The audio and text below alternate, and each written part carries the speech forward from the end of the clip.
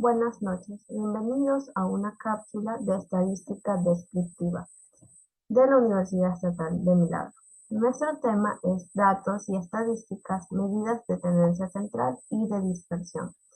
Nuestro grupo está integrado por Orlando Isaías Ibadango Robelo y Emily Denise Zamora Cruz.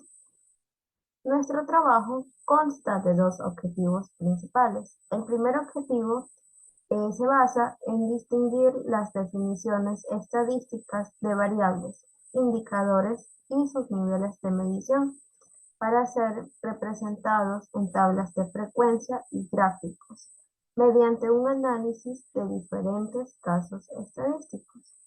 Nuestro siguiente objetivo es utilizar la media, la mediana, la moda, el rango, la varianza y la desviación estándar para decidir cómo se distribuyen y se dispersan los datos.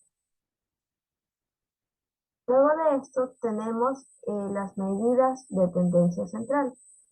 Las medidas de tendencia central, las medidas de tendencia central son medidas estadísticas que pretenden resumir en un solo valor a un conjunto de valores. Además, representan un centro en torno al cual se encuentra ubicado el conjunto de datos. Las medidas de tendencia central más utilizadas son la media, la mediana y la moda. La media es el valor promedio de un conjunto de datos numéricos, calculada como la suma del conjunto de valores dividida entre el número total de valores, mientras que la mediana es el valor de la variable que ocupa la posición central, cuando los datos se disponen en orden de magnitud. Y por último tenemos la moda, que se define como el valor que más se repite. Tablas de frecuencia. Las tablas de frecuencia son cuadros en los que se registran los datos estadísticos en forma organizada con la frecuencia de cada uno de los valores que puede tomar la variable estudiada. Existen varios tipos de frecuencias, entre esas tenemos la frecuencia absoluta, la frecuencia acumulada, frecuencia relativa y frecuencia relativa acumulada. La estadística descriptiva nos permite analizar los datos desde una ubicación central del conjunto de datos, en conjunto con su variabilidad, mediante indicadores estadísticos como media, moda y varianza, etc. Sin embargo, es un vital importancia definir las variables de objeto de estudio que defina claramente el problema o fenómeno científico del estudio. En este sentido nos ayudan los gráficos de dispersión, de frecuencia, de tallo y de hoja, etc. Nos ayuda a poseer una iniciativa del problema, nos ayuda a tener una caracterización base del mismo.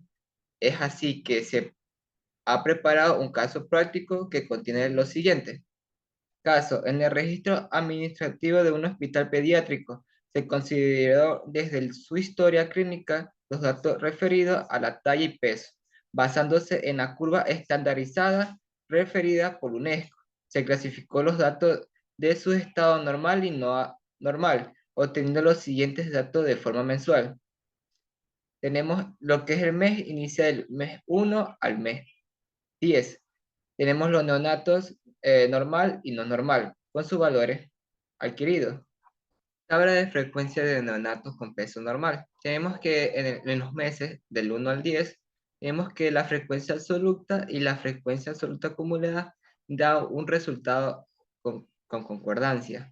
También tenemos lo que es la frecuencia relativa y la frecuencia relativa acumulada, que se representa en porcentaje, da el mismo valor.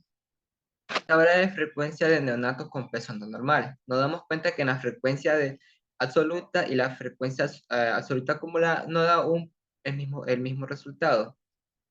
Ya. Y en la frecuencia relativa acumulada sí da el mismo resultado en porcentaje. Diagramas de barras de neonatos normales. Frecuencia absoluta y frecuencia acumulada. Le voy a explicar de cada una. La frecuencia absoluta es el número de veces que se repite un resultado en el conjunto de todo lo observado. La frecuencia acumulada es la frecuencia de ocurrencia de valor de fenómeno menor de un valor referencia. Frecuencia relativa. Proporciona una representación de frecuencia absoluta en relación con el total. Diagrama de barra de neonatos normales. También tenemos su tabla de frecuencia absoluta y su frecuencia acumulada, su frecuencia relativa. Medida de tendencia central normal. Tenemos la tabla de valores del mes 1 al mes 10 y los neonatos que da el total de 47. Realizamos la fórmula que nos da un resultado de 4,7, que esa sería la media. Medida de tendencia central no normal. Tenemos los valores en la tabla del mes 1 al 10, con neonatos que da el total de 18. Para realizar de igual manera, sacamos con la fórmula de la media, que nos da un resultado de 1,8. Medida de dispersión del ejemplo normal. Coeficiente de la variación. Tenemos la fórmula que sería la desviación típica dividida a la media multiplicada a 100, que saldría el resultado de 33,29. De igual manera, la varianza sería su fórmula, que es la suma de las x menos el promedio elevado al cuadrado. Y no saldría el resultado de la desviación de estándar.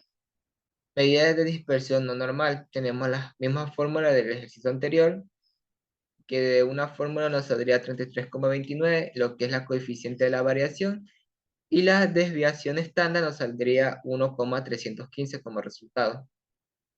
Llegamos a la conclusión de que la estadística descriptiva nos ayuda a resolver un sinnúmero de casos, analizar datos y de esta manera obtener los resultados más óptimos para nuestros diversos estudios.